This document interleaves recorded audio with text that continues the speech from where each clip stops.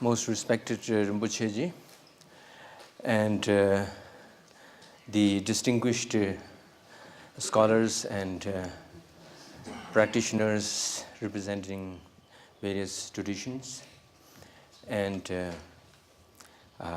friends. Thank you very much for inviting me to be in this August gathering to discuss on this topic of education. Actually, I thought that when I got the letter, it was a meeting on education. So I thought there would be informal meetings in which we would be discussing on various issues and things like that. So yesterday I was told to give a presentation. So then I was, jotting down some points and things like that. So the very concept of education, I think, is different, as Pawanji said, the concept of education and concept of Shiksha. So we have to understand it from the traditional point of view and how it contrasts, how it is different from the modern way of education. So one of our friends was introducing deschooling himself and deschooling his children. Actually, this has been a tradition in the past, you see. Whatever problems that we are facing at the moment has been some part of our tradition also. Not in the tradition, but our tradition has been addressing it every now and then, warning the students and teachers not to be educated or not to be, studying from the point of view of just engaging in mental gymnasium and just to be interested in simply the dry philosophy and things like that, but rather to engage in it and bring some transformations. So therefore, often in our traditions, the gurus and the great siddhas and the great saints, masters, have often in philosophical texts, in Nyaya text, in epistemological text, and in many of those great treatises, they every now and then warn us that don't get yourself just extroverted, but introverted. Then only the purpose of Shiksha would be served. So it is very much, the deschooling is not a new concept. It had been already in the past. So how we define the very objective of our education system, that depends on the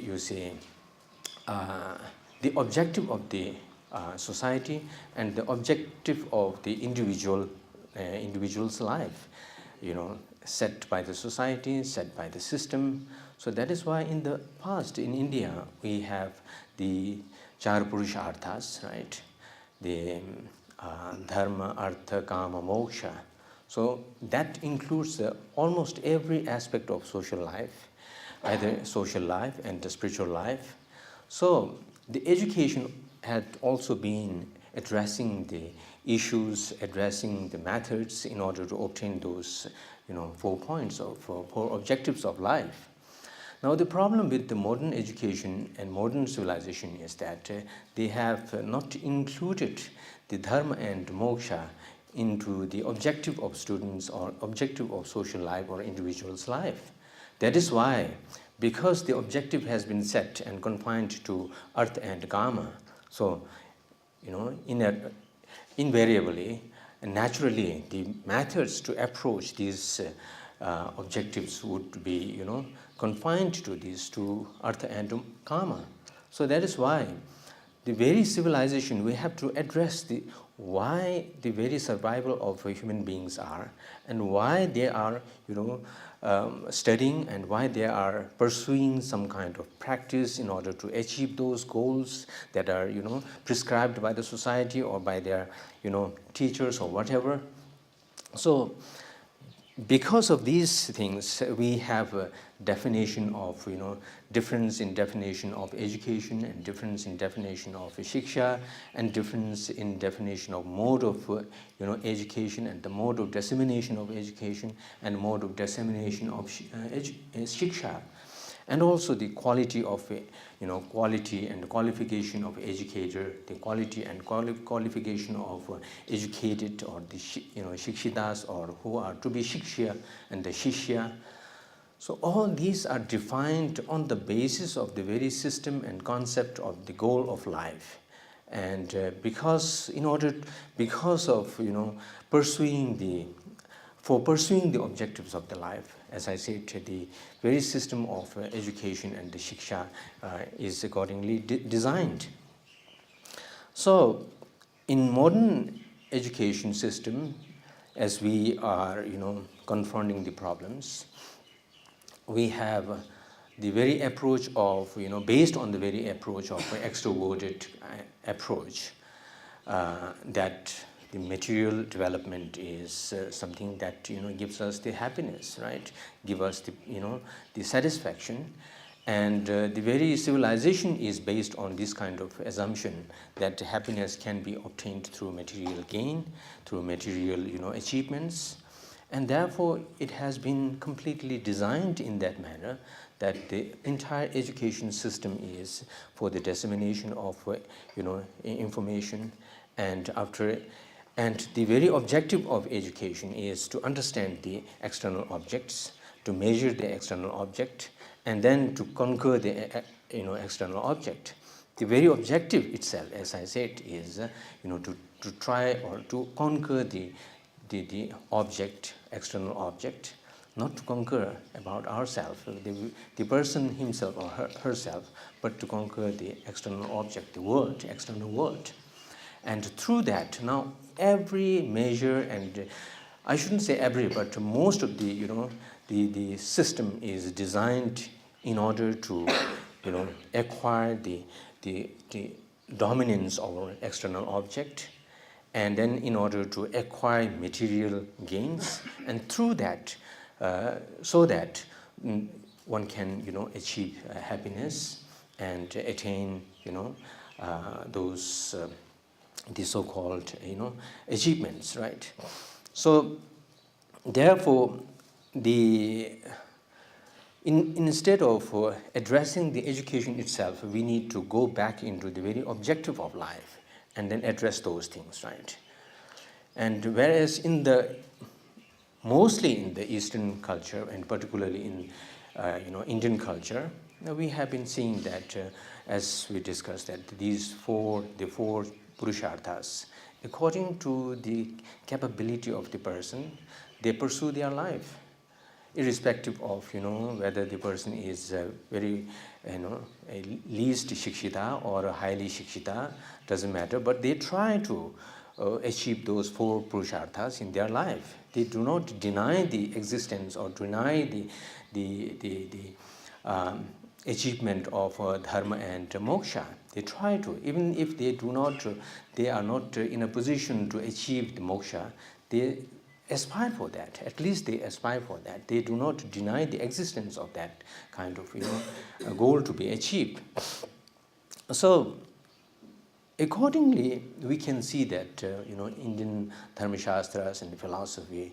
That is why one of the reason of the spirituality and philosophy has so inextricable relation according to Indian system, that they are interrelated to each other, whereas in other system, in the Western system, particularly in the modern Western system, the philosophy is something different from religion and spirituality. So philosophers tend to remain completely away from spiritual practice, and only then they can give a proper justice to the study of philosophy. If they are involved in the practice of spirituality, then it is regarded that the person who is pursuing the study of the study of philosophy would not do proper justice to unattached analysis of philosophy.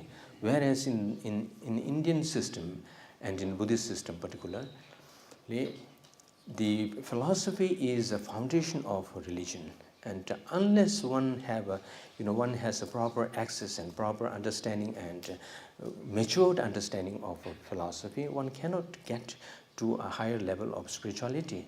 So we can see how they are different from so many different angles, right? So we can see from Buddha's, teachings of Four Noble Truths, which lays out the foundation of Buddha's teaching that he gave for the rest of his life. The two truths, among the Four Noble Truths, two truths are associated with the the samsara, the cause and effect of samsara, and the next two truths are the sets of two truths which are associated with the cause and effect of cause and result associated with the nirvana. So in that, the first truth is truth of suffering. So when Buddha says truth is suffering is a truth, that we need to realize it, and the origin of suffering is a truth, that we need to realize it, and similarly truth of cessation and truth of path. So when he says the truth of suffering, then it depends on the person's own intellectual capability and the standard of realization one has in terms of understanding the depth of suffering. Even animals can understand the suffering to some extent, and human being can understand some of the sufferings that is not understandable for the animals. So, and then again there are deeper and subtle suffering which is difficult to be understood, but after thorough kind of education and study and contemplation, then one can understand that subtle state of suffering. So on the basis of the understanding of one's own suffering, then the person would understand to trace the origin of the suffering, right? If the person understands only a very superficial state of suffering, the nature of suffering, then the person would not trace the origin of suffering, because he would leave out the origin of sufferings, of the subtle sufferings. So therefore, when Buddha says that we need to understand the suffering, the truth of suffering, then the person who has a subtle understanding of the suffering, as in Buddhism, Buddha has said, the suffering of suffering, the changing suffering, and the subtle suffering, all pervasive suffering that is pervaded to all the sentient beings who are not liberated. Every, the samsaric being, even though to some extent spiritually they are elevated, the beings who are in the rupa dhatu and arupa dhatu, even they are, those who are at the very top of the arupa dhatu, they are also, in this very realm of the subtle suffering or all-pervasive suffering. So if we understand the causes of those suffering, contemplate on the causes of suffering, then we have to invariably introspect ourselves, that where from these sufferings have come.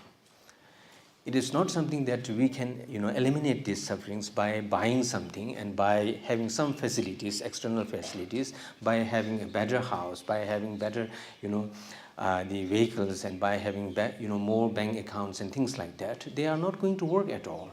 So they might sometimes work, not only they might, but often they work in adverse situation. So what we need to do is we have to introspect ourselves to trace out the origins of those sufferings. So therefore, the whole enterprise is to introspect and to understand one's own life and one's own inner world. So through understanding the inner world, then we can understand better the external world. So that is why Buddha says that these through the introspecting ourselves and through understanding our own mental systems, then only we would be able to understand to address. So these are the systems that Buddha has set, and for the rest of his life he gave teachings on the three shikshas, right? So what are the three shikshas? These three shikshas are the Shila Shiksha, Samadhi Shiksha, and Prajna Shiksha. And these are the shikshas which are to be cultivated within oneself. These cannot be, these are not some kind of facilities that are external in nature. The Shiksha, the Shila Shiksha is something that one has to be cultivate, a moral, values that one needs to cultivate within oneself, lead a life according to that, that Shiksha. And then after that, after having a good ground of Shila, then only one can pursue the Samadhi Shiksha. And Samadhi Shiksha is again nothing but to introspect and, discipline our own. The Shila Shiksha is predominantly to discipline our, body and speech and to control our, senses. And the Samadhi Shiksha is to, discipline our mindset, to discipline our mind and to channelize it in such a way that it becomes stable, right? And to make it karmanya, in Sanskrit we call that karmanya, to make it karmanya, to make it efficient enough to gain or to develop and cultivate prajna. So the third shiksha is prajna, to cultivate wisdom in order to understand the reality, right? Reality of one's own life, reality around one's own life, reality of external life, which are closely related with our life. So these three shikshas are to be developed through introspection, through cultivation of values, through cultivation of mental stableness, and through cultivation of development of prajna. Prajna here means precisely understanding the reality of the nature of one's own self, nature of mind, nature of physical object, nature of external life. So therefore, I have to stop by at what time? You can continue for 1 hour.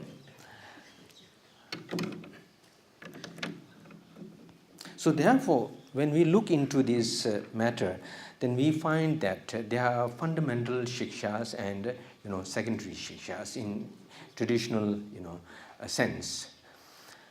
The fundamental shikshas are those which are transformative in nature, right? And the secondary shikshas are those, the gauna shikshas and the pradhana shikshas. The gauna shikshas are those which are for the development of skills, which are necessary, which are necessary for leading a life or for good for social kind of, social benefits and things like to some extent. But they, in order to get these, secondary shikshas to be beneficial, the person should have the fundamental shikshas, which would induce or which would, make these secondary shikshas or the skill beneficial for others. So therefore, these two shikshas, the gauna shiksha and the gauna shiksha and pradhana shiksha, mukhya shiksha, are interrelated. Just simply focusing on the gauna shiksha is not sufficient because that can be used for any other purposes, as we've seen. So in modern context, when we look into the system of education, then we find that it is more emphasis on the gauna shiksha, but the very, pradhana shiksha, the fundamental education or shiksha is, ignored in the modern education system. So why we have that, some accounts of some reference of having these the gauna shikshas as shiksha, the skills as shiksha. When we read some of the things like, for example, nahi tat vidyate kinchit yan na shiksham jinadmajai na tat asti na nayat punyam eva viharatah satah. So in Tibetan, kesa nam ki milava tene kaya humenti tederne be kevala sunam mi kaya. So it says that for the bodhisattvas, the sons of the jinas, the sons of the Buddha, for them there is nothing which is not to be studied, which is not to be learned. Or here they are using nasti kinchit abhi ashikshim. So shiksha is a shiksha, right? So they include that as well as a shiksha. But then again, Acharya Shantideva, this is, I'm quoting from Buddhacharya Avatara, he says that for them, every kind of skill, every kind of learning they do is for the cultivation of punya, for the for the accumulation of merit, punyarjan, because their motivation itself is so benevolent and so holistic in the sense, and so beneficial, exclusively for the benefit of other sentient beings. So anything they learn would be beneficial and would be a cause for, instrumental for accumulating merit, punyarjan, for punyarjan. So therefore, from this point of view, we can see that the Gauna Shikshas, to carpentry, mechanism, or any kind of mechanics, or any kind of thing that the bodhisattvas must learn in order to benefit other sentient beings, right? So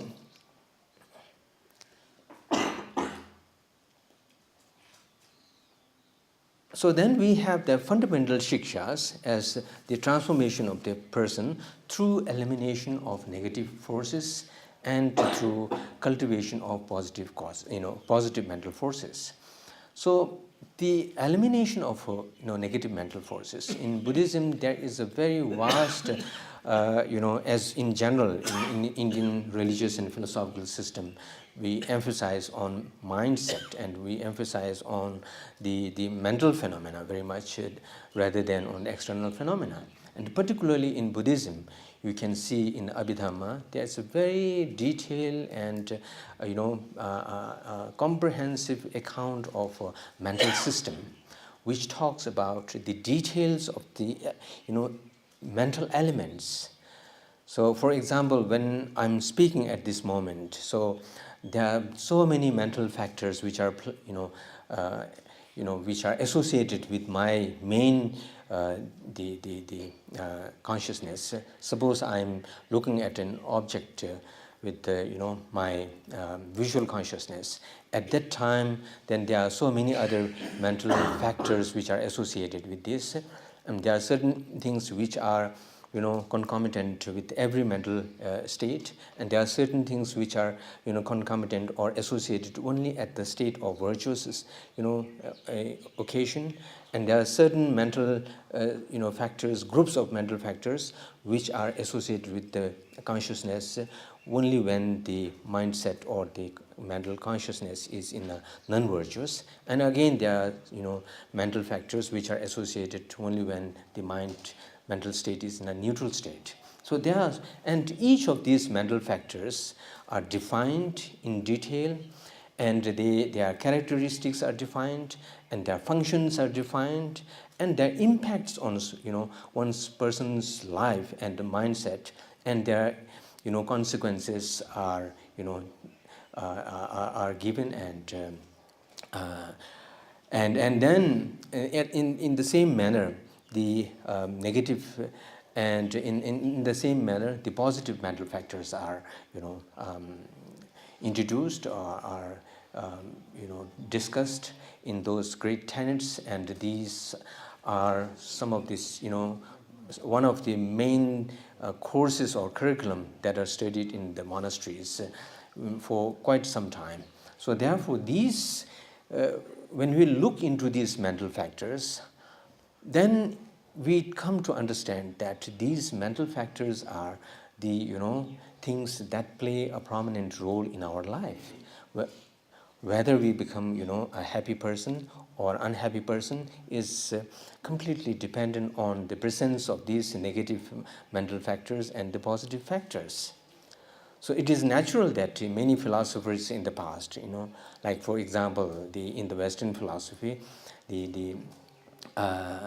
Aristotle has said that even anger is permissible to some extent at the right moment with the right kind of measure, and then again after that there are some Western philosophers like Stoics who said that not only these negative emotions are to be eliminated, but even these positive, so-called positive emotions like compassion, love, and patience, these are also to be eliminated because they cause suffering to us. So all these mental factors are to be eliminated. So there are so many different kind of perspectives and approaches from the philosophical point of view at different time, at different places, according to different, the situations. So therefore, in Buddhism, the negative mental factors are, as I said, introduced in a very precise manner, and then how they should be eliminated are also chalked out in a very great detail, in a very progressive manner, that how they can be reduced to some extent, because it is not possible for common person to just confront with the antidotes of these negative mental forces when they are powerful, because they are totally dominated by these negative mental forces. So they need to understand, realize and recognize these negative mental forces and the positive mental forces.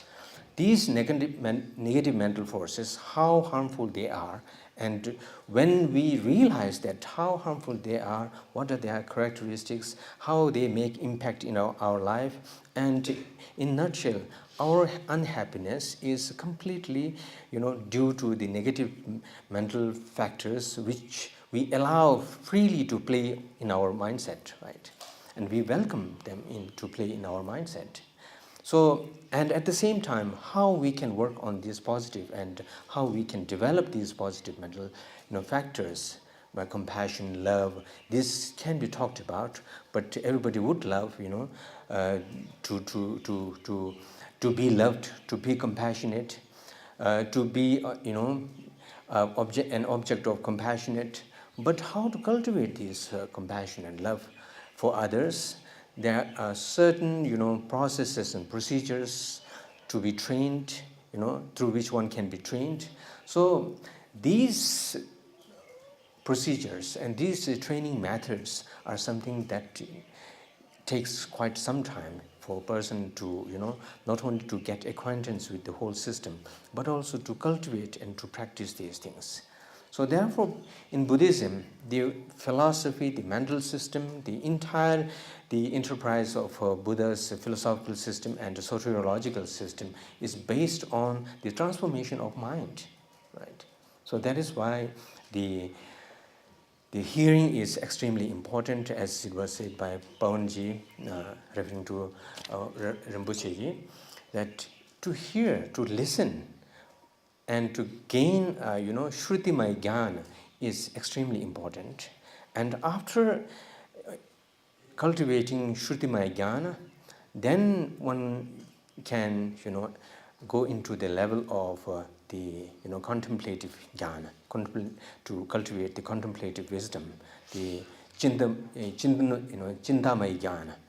And after contemplating on that to such an extent, after which one gets a nischay of the fact that one can meditate on this, then one can go into the meditation and to the practice of meditation and obtain the bhavana maya jnana. So these are the processes according to traditional kind of Buddhist, not only Buddhist but with other religious and philosophical systems of India. So these are some of the things that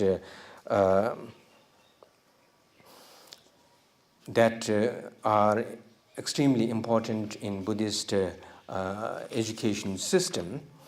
That is why you can see when Buddha talks about, when we find in the sutras, the shikshas, when they refer to the shiksha at as a very high level of the shiksha, then you can find one of the statement saying that shiksha sutre sudrishyante tasmad sutra nivachyam dodinam le labanang deve dode labarcha.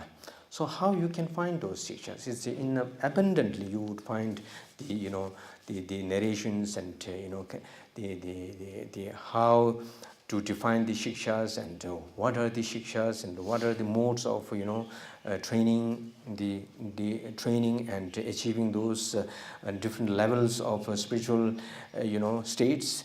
So at one point of time you can look at the Pragyaparamita Hridaya Sutra. Here I usually find that as a very, eye-opening kind of statement.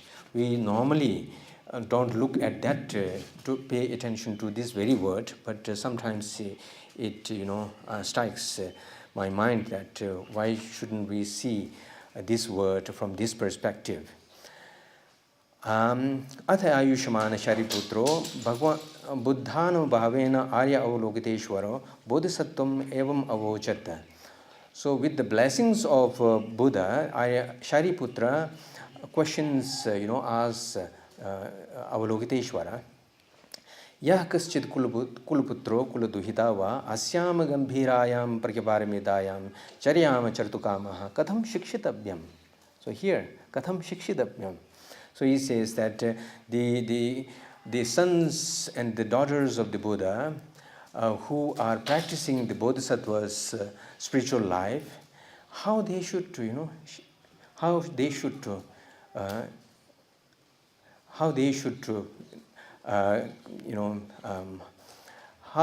shikshidabhyam, how they should obtain this shiksha, right? How they should do the shiksha, right? So one of my friends, American professor, used to say, now here, normally people tend to translate this shikshitabhyam as, training or something like that. Well, he was suggesting that we should now translate that how one should be educated. So trying to, equalize and trying to make education and shiksha as synonymous, right? In that, connoting the same meaning. So in this, in that manner, so this Heart Pragyaparamita Sutra is talking about how to look at the nature of reality. So here onwards, in detail, Avalokiteshvara talks, tells Shariputra that how one should look at the things, how one should not have, in order to eliminate the obsession, our obsession towards inner object and external object, how we should develop a view about, develop a view on emptiness, that things do not exist, things do not have inherent existence, things do not have, substantial or absolute, existence. So Buddhism believes that because of being obsessed to the nature of the external and internal objects having absolute nature, so we get fixed to it, we get fixated to the object, and because of that all the negative mental factors arise. So in this very sequence then Avalokiteshvara says that yaha kaschit shariputra kulputro va kuladuhita va asyam gambhirayam prakyavaramidayam charyam chartukamaha ten eva avalokitevyam.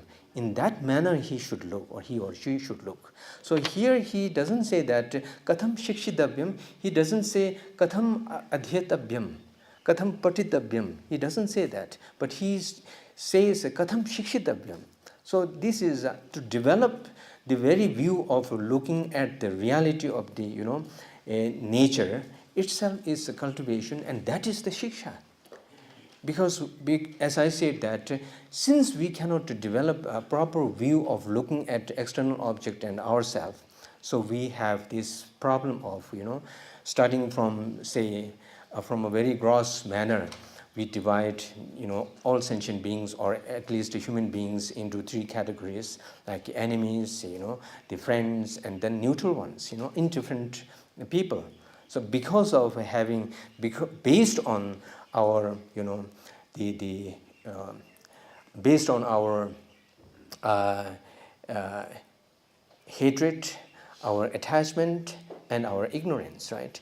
Because based on attachment, we have certain category of people to be categorized as friends, and we have a certain category of people categorized as animal, and then we have a large number of people categorized as indifferent. We don't take care of that.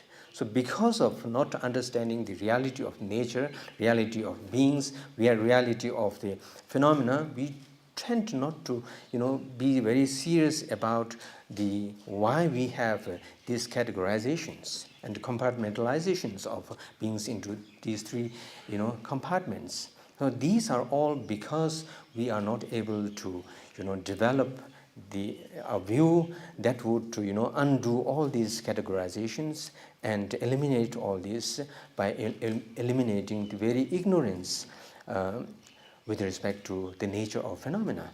So then again, later it says that evam shariputra gambhirayam prakiparamidayam charyam shikshitavyam bodhisattvens. So now, in this manner, the bodhisattvas should, be educated or should be shikshitas.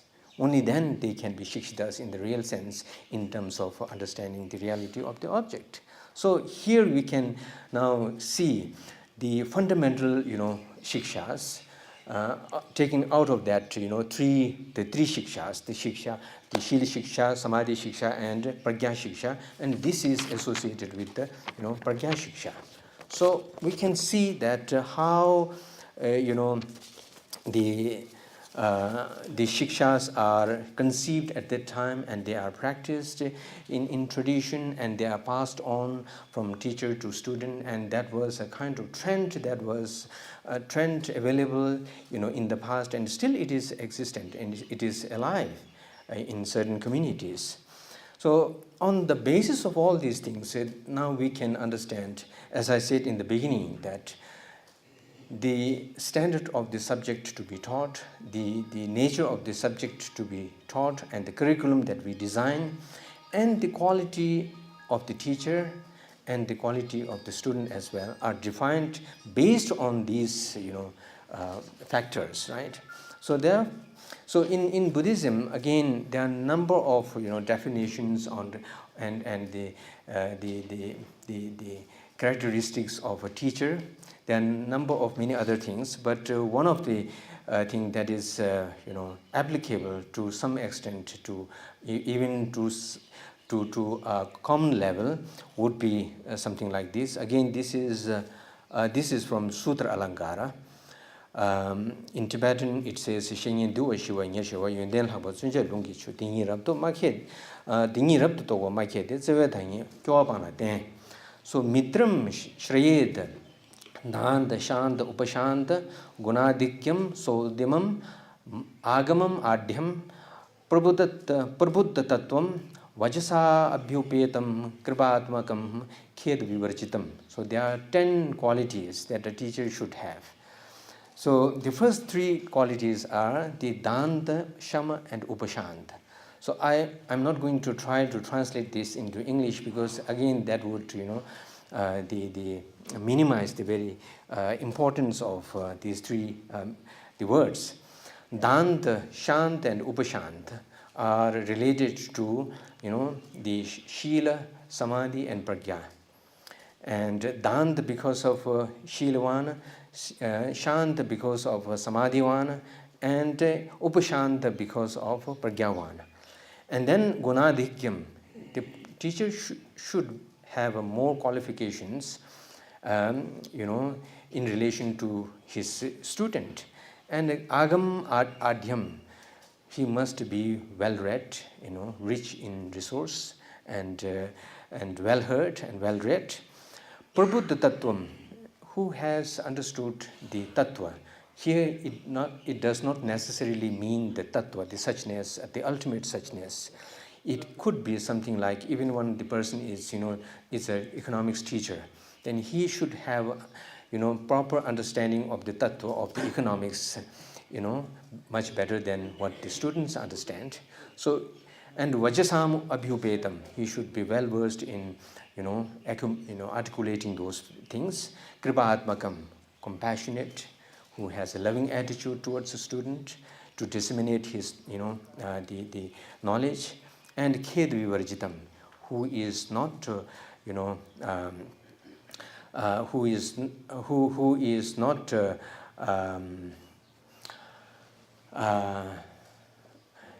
shying away from more efforts. Suppose one has to, the teacher has to teach a student again and again, so he should not be a teacher who would be avoiding to teach again and again, right? So these are some of the, these are the one of the characteristics given in the Shastras that a teacher should be. So here, all these qualities are inner qualities.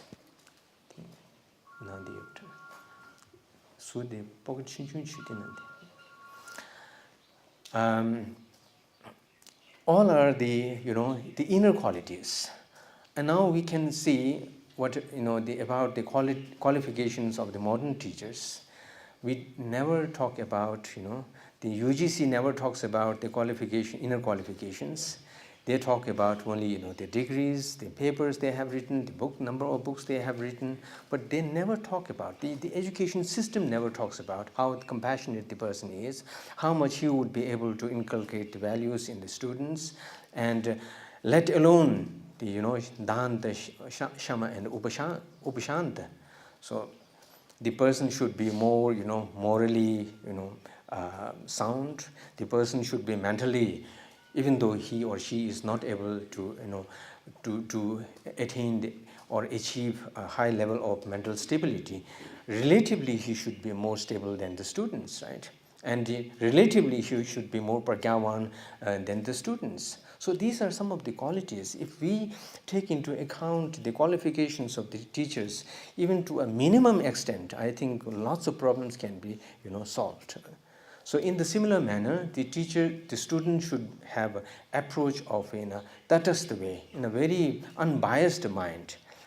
Teachers should not come with a conditioned mind, they should not have a biased mind, but if they come with the unbiased mind, then certainly they can, grasp the teachings that they are, given, and they should be able to, receive the, the communications in a proper manner, whatever it is being passed through by the teachers. So like that, there are many things that we need to take into account from the traditional point of view. So one thing that I find, in the modern education system and in the modern world,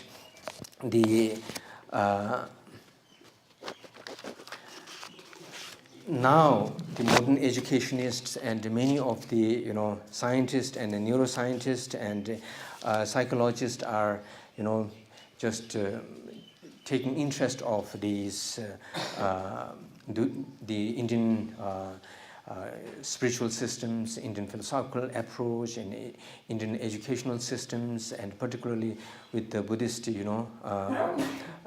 systems. So in the past more than 20 years, His Holiness has been having dialogue with the many prominent and leading scientists and neuroscientists, physicists and psychologists and astronomists and chemists and biologists and things like that. So as a result of that, in the last about 10 years, there has been a very groundbreaking developments in the neuroscience, psychology, and in clinical research and things like that. So, for example, the neuroscience has, I want to go into some of those informations, but just for general information, the neuroscience has, been able to work with the Buddhist philosophers and practitioners under the guidance of His Holiness the Dalai Lama. And as a result, they have been able to find so many, groundbreaking facts and findings that neurons can be, reshaped. There is a plasticity, neuroplasticity, and this neuroplasticity is learned through, very intensive study. And there is a general belief with the neuroscientists that the neurons' expression can never be changed.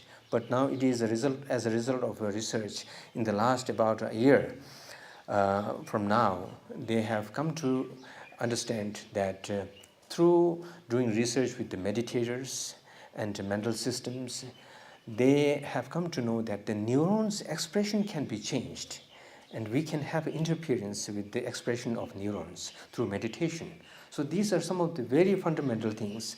And by meditating on compassion, how the neurons are affected, and thereby how the behavior of the person is affected, how his attitude towards others is affected. And similarly, in psychology, there are many things like, SEL is a new area of study, like social emotional learning. That is the outcome of this kind of dialogue that, that emphasizes on emotional regulation. In our traditional practice, we call that lojong, training our mind. So now they have given a new kind of, term, or coining a new term, regulation of emotion. When you are working with your friends, when you are alone, when you are working in corporate offices and things like that. So how you should regulate our mind? It depends your reaction to certain factors and certain atmosphere, certain circumstance depends on the regulation of our mind, how we react. And our reaction is mostly dependent on how we regulate our mind. So now it is taught even in school. They don't talk about the mokshas and nirvanas and things like that, but they have taken out some capsules which are beneficial to the common students, to general people, to common people who are working in different circumstances. And there are some kind of researches going on as MBCR, mindfulness-based clinical research, and in that many other researches are being done. And one of the research is called MBSR, mindfulness stress reduction. And these kind of things are very helpful to adults and as well as to the children. And there is a very kind of crisis in modern civilization, modern age, that ADC, attention deficiency crisis. It is a very kind of crucial kind of area to be attended. That you can see these days, the youngsters, the children, they cannot watch TV channel one TV channel constantly for 5-10 minutes. They have to keep changing every time. And when they come to school, they cannot pay attention to their teacher more than 5 minutes or more than 3 minutes. So these are because of the deficiency of attention. And through meditation and through these trainings, mental trainings, it is very obviously found that even the kids of 6 to 8 and 10 years of age, they can be trained and they become much more calmer, they become much more attentive. And let alone the adults who have such the stress problems and things like that, when they come and they are given trainings for about 2 weeks time, then they become very much changed. They become much more calmer, they become much more disciplined, and their reaction to other people becomes very much different after 2 weeks training in such courses. So I think these are some of the things that are positive and encouraging, that so there is a tendency that in many of our Indian and Eastern society, that we tend to not to take care of our tradition when we already have those things. When it comes leveled from the West, then we tend to take care of this. For example, when it was a yoga, people didn't take care of the yoga. But when it came back to India as a yoga, then people started taking care of it, and then they start to go to the gyms, and then yoga exercise, yoga classes, and for beautification, for physical building and things like that. So it was originated in India. Yoga is a very highly sophisticated spiritual practice, and it cannot be reduced to physical exercise. Of course, through that we can lead people to a higher kind of exercise and sophisticated mental trainings.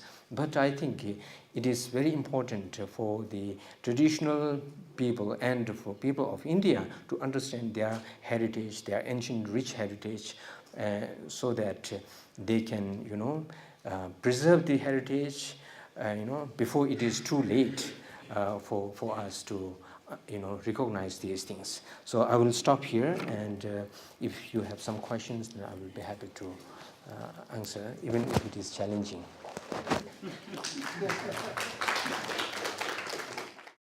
In the beginning, you gave examples of the Four Noble Truths and the three disciplines as a sort of methodology that the Buddha used, sort of his example of teaching and methodology. At that time, two more sort of things from the sutras came to my mind, and I'm wondering whether it's relevant or perhaps even more relevant to our situation here. And the first is where the Buddha says, when somebody asks, I think the Kalamas maybe, what should we accept as truth? And he says, don't accept anything that you have heard from authority as truth, anything that you have read, anything because it is social custom, anything because it is tradition, or anything even if I have said it, but examine it yourself through your own experience. That's one. And his own method, which we see sometimes in so many sutras, when somebody asks, when the student or the follower asks a question, he doesn't give a straight answer, but he asks a counter question. Like the veena player who says, I cannot meditate, how hard should I meditate? And then he said, well, when you tune your veena, how do you tune it? Do you tune it hard? Do you tune it soft? And so, in a sense, gets the answer from the student himself. And I have a feeling that our education system is riddled with this authoritarianism, whether it's in the village or in the city. And this questioning, in this sense, is perhaps not there. And from the teacher's side, to draw out from the student through questioning as the Buddha used to do, rather than giving notes, which is the common practice. Thank you. Yes, I agree with you. Yeah. So there should be, questions. Of course, the Buddha poses questions, and so many of his discourses are in response to a question, and then within the discourse, we would find many questions that Buddha raised, right? And I think it is very important to have interaction between teachers and students. If it is a one-way traffic, then it doesn't work. And in order to understand students' mind capability, their the mental dispositions and things like that, if a person like Buddha, who has a clairvoyance, he can understand. That is why he gave different kinds of teachings to different kinds of disciples, according to their mental dispositions. But for common people,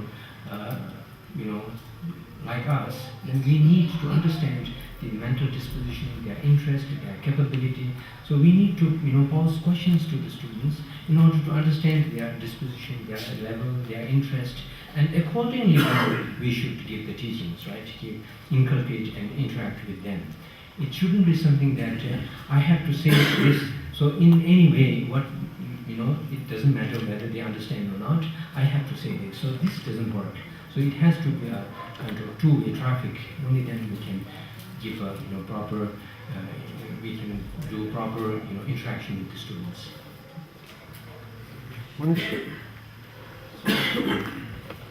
This is maybe an extension of that question. That as we are trying to. It's okay. No, it's okay. It's okay. My voice is working. Yeah, got it. It's recording. Okay, इसमें भी आ जाएगा. So as we are trying to, try to explore with more clarity the difference between education and shiksha. So I was just curious, is there, do you see in the tradition difference between teacher and guru? So how is that? Because it may be tied to how we actually, because we've started interchanging these also, teacher and guru, and maybe I would just like to understand how you see if there's a difference. Yeah, teacher and guru. You see, here as when I quoted the qualification of a teacher, here he says, Shantideva says, as it is mitram shreyet. So one should rely on such a mitra, means Kalyan Mitra. In Buddhism, Kalyan Mitra is the teacher. So I think sometimes this question comes in my mind that whether we should differentiate between the term education and shiksha, or we should differentiate the content of these two things, right? I think we should differentiate between the content of these two things, and we can use the term education and load new meaning to this, and bring it into practice. Otherwise, if you would confine to this thing, this very practice to Shiksha and confine the Western and modern, the content to education, then how you would communicate to, the modern world, the modern youngsters and modern, society? Because you won't be able to communicate with the education, and they won't understand what Shiksha means, right? So we need to redefine the education according to the content that we have, as Krishnamurti ji has often done, I think, right? So, and in the similar manner, now, as I was saying that, many of the educationists, the education, policy makers, they are coming up with this kind of, very strong proposal that now we need to change the very meaning of education. We need to change the very mode of, the giving education. We need to be more involving, right, rather than keeping distance. And we need to give the education in a more human manner, rather than just simply giving education or information on the dry things. So I think these are some of the factors which are very constructive and which are bringing some change within this very, under this, term education. So we need to help people to change the concept and the tradition of education, and rather than bringing a very watertight dichotomy between these two words. Just as a little extension, there's an ancient proverb that I've heard, which is the best gurus don't try to teach anything. So just trying, my question is coming from that framework. Does that resonate with you at all? Or Again, we have this teaching. Jinin is quite excited about teaching. Yes. But yeah, that's true. Again, teaching does how do you not understand that actually? Yeah, teaching does not necessarily, mean any verbal teaching. Teaching can be through without verbal communication. So teaching has so many different mediums, so many different ways. So teaching is a very, very profound kind of, word which has a very deep, meaning and different levels of meaning, right? Physically you can teach something, verbally you can teach something, and verbally you can say something but give different message.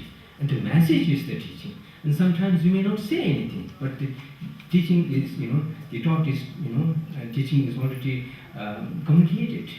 So in a given situation, often the skillful teachers, they don't speak, but they teach. We've got just 1 minute. Last question. In an institution like your university, although it is under UGC, but would it not be possible, and UGC doesn't prescribe any meditation teaching or whatever, but would it not be possible to offer to the teachers regularly some courses in meditation, in vipassana, in mindfulness, and so on? Of course, you cannot enforce it on them, but you can offer them an opportunity, which is a wonderful opportunity if they are in an institution like yours. So to complement what is prescribed by something which comes from your tradition. Yes. I think that would change the quality of the... Yes, certainly. Yes, certainly, I agree with you. And to some extent, sometimes I myself and our institute, and of course, after following Rinpoche's footsteps, we, Rinpoche and the institute and myself, often we find sometimes a victim of a modern, education system. That even though we try our best to, bring changes in the mode of, curriculum and the teachers, way of teaching, and because many of our teachers are trained in a traditional manner, and still we find that we have to play with that. We have to juggle with many of those things that we come from the modern education system and the elements that we have, that we inherited from our tradition. So we have been, for example, I proposed a 10 days leave for every teachers and staff of the university to do meditation for 10 days in a year. So the government of India said that this is a dharmic matter and it has nothing to do with teaching. So we cannot give officially, we cannot give leave for your staff people, and teachers. So this is the situation, this is the mentality of our people. So now recently we have started, of course our students are from time to time doing meditation, and many of the teachers they are meditators, they come from monasteries, they are brought up in that tradition and living in that tradition. But we have tried to started sending students to do some formal meditations. Of course they can do informal meditations on their individual basis, but we have to try to send groups of students for formal meditations. I think these are some of the things that should be inculcated in our education system, incorporated in our education system.